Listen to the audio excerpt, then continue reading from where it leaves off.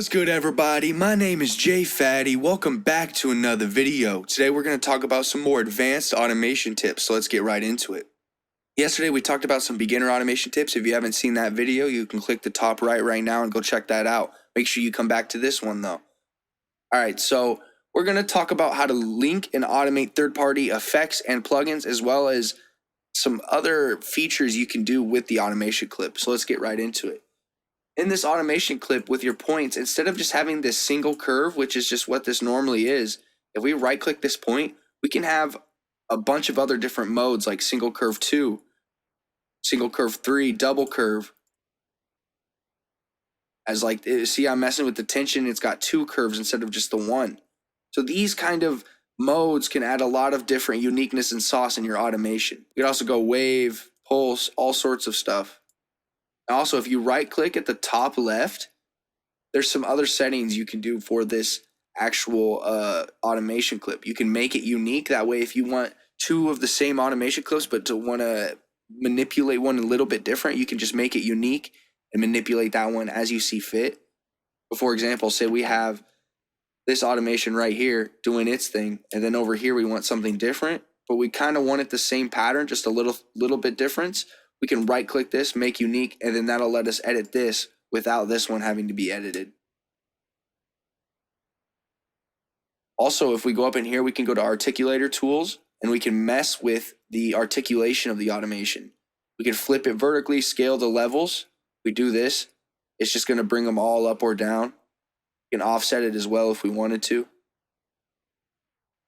So we also got some other options like smooth up abrupt changes or turn all points smooth. If we click that, it's going to make everything a smooth rounded curve instead of being so pointed. That way it eases into the automation instead of just being drastic. It still would be drastic in something like this though. If you have an automation like this, this is going to be a quick effect, quick automation of that effect.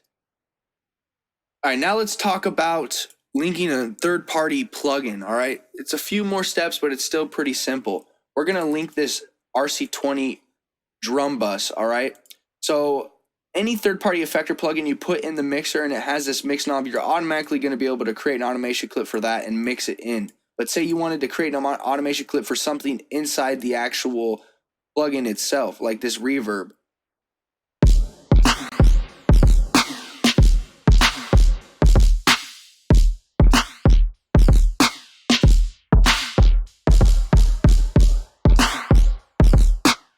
If we wanted to automate that in, all we got to do is, there's a button right up here called the multi-link to controllers. If we click that, all it's going to do is wait for some kind of tweak. So once we click that, we can tweak this space knob and then it's going to analyze it and understand what it is. And that way we'll be able to create automation clips for it. All it is just to tell FL Studio, yo, this is a plugin. It's not something y'all made, but there's something in this plugin I want to automate. So I'm going to tweak this and that knob is going to be like, oh, cool, I know what you're talking about. But you have to make sure you click it first. Just like that. And then we go into the plugin and just tweak this. You see when we did that, a little thing popped up over there? Now if we right click it, it says 1 parameter selected, and that's the parameter we just tweaked. So now we could create an automation clip. And there it is, and we can do some kind of drastic change.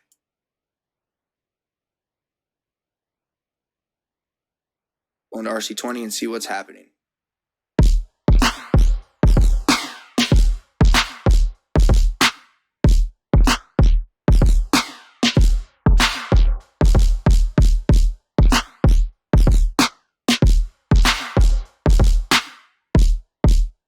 So just like that is how you would automate a third-party plugin or effect. This works with any other effect or plugin, even VSTs. So let's actually do an example with Omnisphere.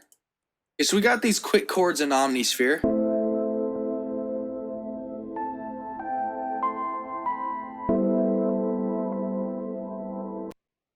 All right, so say we want to mess with this cutoff.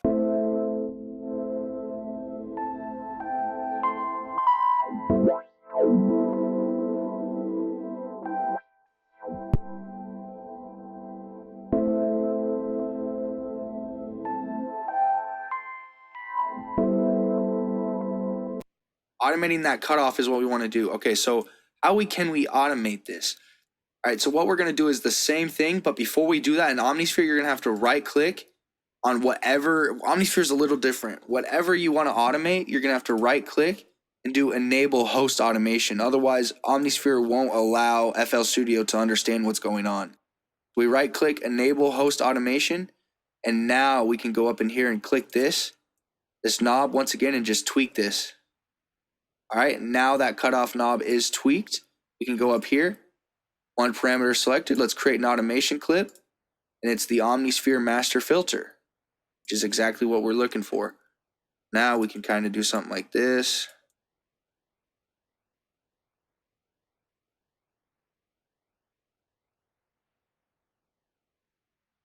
We go into Omnisphere and watch and see if it's actually automating. Let's see.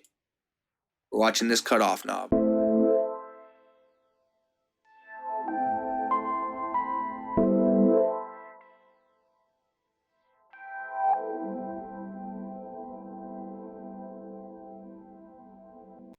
So yes, it is automating, probably a little bit too much.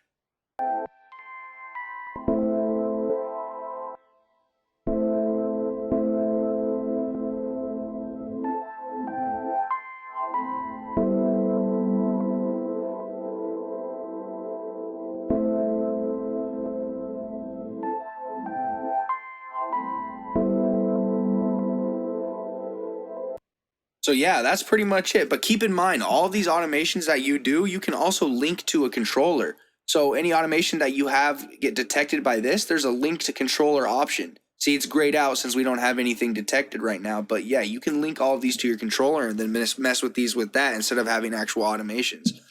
But yeah, that's pretty much it. If this video brought you value, please leave a like, hit subscribe, and hit the little bell. Make sure you stay safe, stay striving, and always be getting it. Much love, y'all.